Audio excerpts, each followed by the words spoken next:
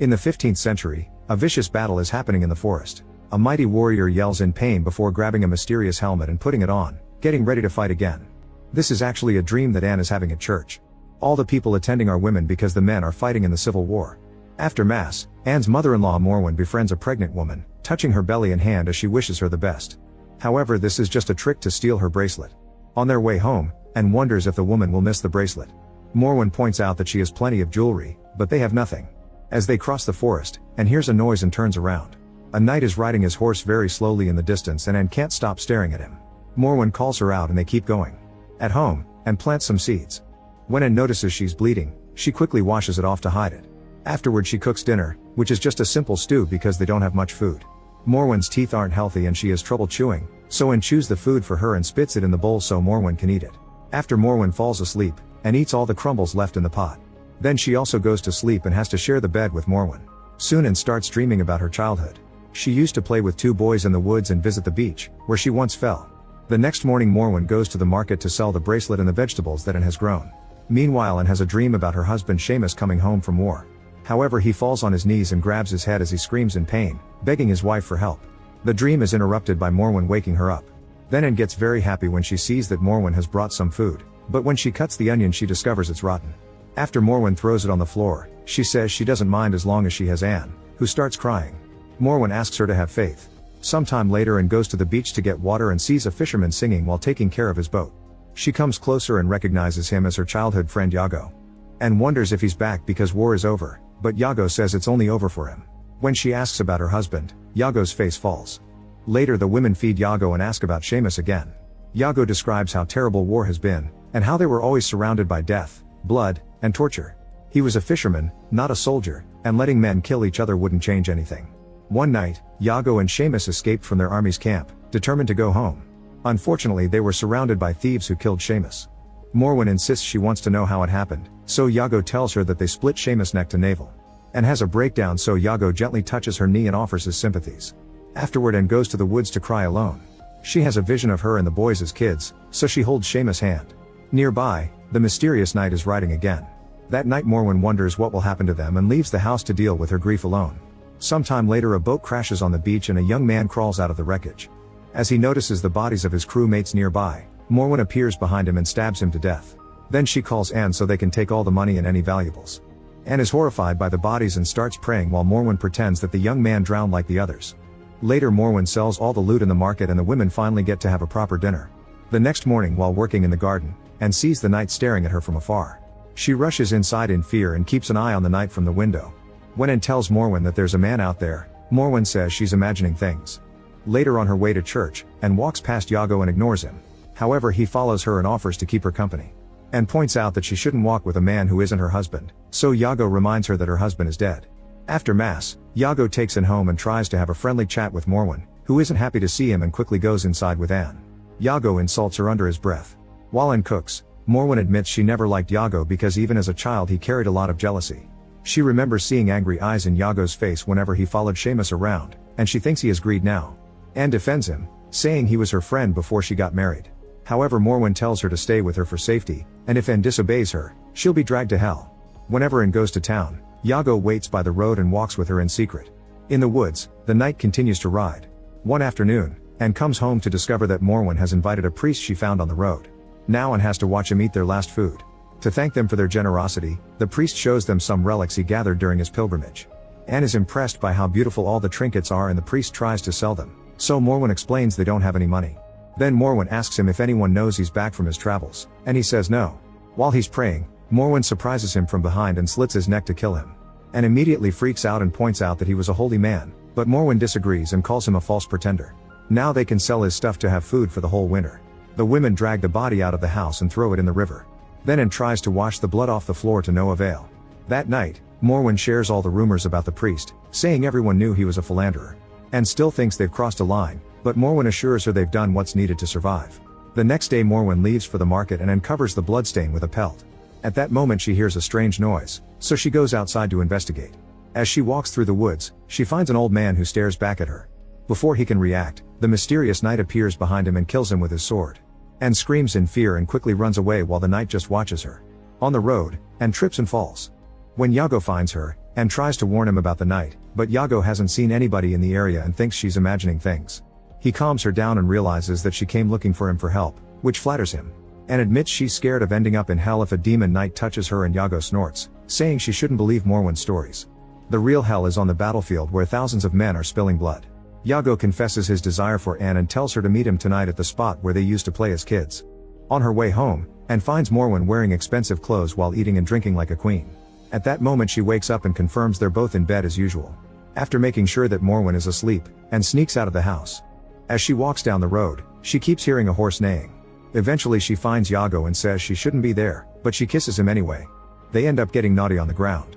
In the morning, Iago asks Anne to come live with him, however, and turns him down, not wanting to abandon Morwen. Iago thinks Morwen will drain her life. Afterward Anne goes home and sneaks back in bed, but Morwen sees her and asks where she's been. Anne claims she went out for some fresh air. Morwen starts manipulating her by saying she'd die without her because Anne's her guardian angel sent to care for her in her son's absence. She doesn't want to be alone and promises to take care of Anne in return. A few nights later, a traveler is walking down the road with his cart and stops when he finds Anne blocking the way. He asks what she wants and Morwen uses the distraction to attack him from behind, killing him. Then Morwen makes Anne check the guy's pockets while she takes anything useful from the cart. Anne finds a little wooden horse that reminds her of the knight. In the woods, the knight is cleaning his sword while having visions of vicious battles. Later in church, Anne keeps looking at the new mother with her baby. Since the baby is making too much noise, the mother has to take the child outside. After Mass, Anne gives the wooden horse to the baby. In the afternoon, Iago comes to see Anne, but Morwen goes outside to receive him. Iago admits he's only here for Anne and tries to enter the house, however Morwen keeps blocking him. He then points out that Anne deserves a second chance at having a marriage and kids, but Morwen says those things only brought her grief, so she wants to protect Anne from them. When Iago tries to move again, Morwen threatens him with a knife. Iago yells to tell Anne that he'll wait for her, then he leaves. Morwen goes back inside and finds Anne crying, so she comforts her while reminding her of God's law. Later Anne goes to church and tells Virgin Mary that her heart is torn. She thinks it's unfair that she's left starving for things she can't have. At home, Anne prepares a special tea that makes Morwen sleep very deeply. Then she replaces her conservative hairstyle with something prettier before sneaking out. Anne meets with Iago on the back, and after he shares some stories, they chase each other around like when they were kids. After playing, they get naughty again. At home, Morwen wakes up and discovers that she's alone. She goes outside to look for Anne and hears a horse approaching, so she rushes to hide as she pulls out her knife. Soon the mysterious knight arrives and Morwen notices his coin pouch, which has a flower decoration. The knight touches the door, but he doesn't dare to open it and leaves. Morwen decides to follow the knight and finds him falling on his knees. She's also shocked to see that nearby, Anne and Iago are getting naughty. Then the knight tries to walk away, but he falls again and groans in pain. Morwen takes the chance to stab him from behind, but it's not enough to kill him, so the knight starts crawling away as he struggles to breathe. After the knight rolls down a small hill, he lands on a stream. Morwen quickly rushes to his side and chokes him until he's finally dead. Then she happily takes the coin pouch, only to be distracted by some creepy whispers coming from the knight's helmet. Morwen decides to take it off. The next morning, Anne admits to Iago that she feels guilty about her sinful thoughts. She's envious of the church mother because she also wants a baby and a beautiful necklace, calling it a terrifying greed. When Iago says he can give her that if she comes to live with him, she calls him a greedy man and they get naughty again. A few hours later, Anne arrives home and tries to tell Morwen that she'll live with Iago. At first Morwen ignores her, but when Anne explains herself and points out that Seamus is gone, Morwen grabs her hand and asks her not to say his name. She starts insulting her, telling her she'll burn like a sinner and that when the knights of hell come for her, she'll cheer them on. A terrified Anne runs away and soon makes it to Iago's house. She hugs him as she announces that she won't let Morwen control her anymore. In the middle of the night, Anne wakes up when she hears a noise and is horrified to find the knight in front of her. When he attacks her with his sword, she wakes up for real. Afterward Anne convinces Iago to come to church with her. During the sermon, Iago doesn't pay any attention and keeps yawning. Anne stays in church after Mass to pray and thinks about the day that young Seamus punched young Iago while they were playing on the beach. Iago tells her they should go home, but Anne wants to pray a little longer for Seamus and Morwen. A frustrated Iago reminds her that Seamus died after some soldiers hit him and Anne immediately calls him out, since last time he said Seamus was killed by thieves. Iago thinks that the person who did it is irrelevant. The point is that some men attacked their camp and killed Seamus. When Anne demands the truth, Iago says he's loved her since they were kids and wants them to leave Seamus and his mother behind. Anne is tired of his excuses and threatens to never speak to Iago again if he doesn't confess. Iago then reveals that Seamus changed during the war. His ambition grew to the point that he killed random men to take their money. A flashback shows that Seamus took the flower pouch from a dead body. One night after Iago and Seamus escaped the army, they were approached by the mysterious knight. Seamus immediately jumped on the man to fight him, and after exchanging a few blows, Seamus managed to stab him the same way his mother did. However, this wasn't enough, so he stabbed him again multiple times before taking his helmet. Seamus put it on, feeling stronger than ever. After a few seconds, he grabbed his head and yelled in pain. He tried to take the helmet off, but it wouldn't come off, so Iago left him behind. Meanwhile, Morwen has taken the helmet home, but she keeps thinking about what she saw.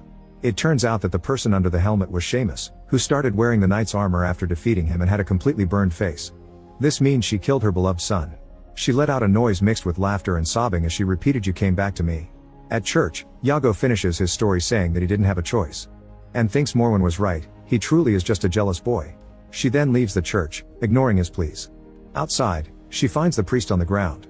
A closer look reveals his neck was cut with a knife. At that moment she hears a noise and looks up to find the knight. Terrified, and immediately runs away and goes home, only to find the house empty. Soon the knight comes looking for her and tries to run again, but she freezes when she hears her name. The knight begs her to take the helmet off, and the voice makes her realize this is Morwen. And wonders if her mother-in-law is trying to scare her back into submission, but Morwen only asks her for pity because it hurts very badly. Then Anne tries to take the helmet off and keeps seeing images of Morwen burning. No matter how much she pulls, the helmet won't come off and only makes the pain worse. Next, Anne grabs across from the house and hits Morwen's head with it. The helmet breaks in two and reveals Morwen's face covered in burn marks. Morwen apologizes and begs for forgiveness, so Anne helps her up. On the ground, the two halves of the helmet come together again, and the women see the dark souls of all the people it killed coming out of it. The duo rushes to hide inside the house, and Anne blocks the door with some furniture. Soon someone starts pounding on the door. Anne waits until it's over to open it and finds the helmet on the ground. She can hear the whispers coming from it and picks it up while Morwen tells her not to touch it because it's cursed. Anne assures her there's nothing to fear because the helmet has no power over her, and Morwen notices a halo around her head before she goes blind.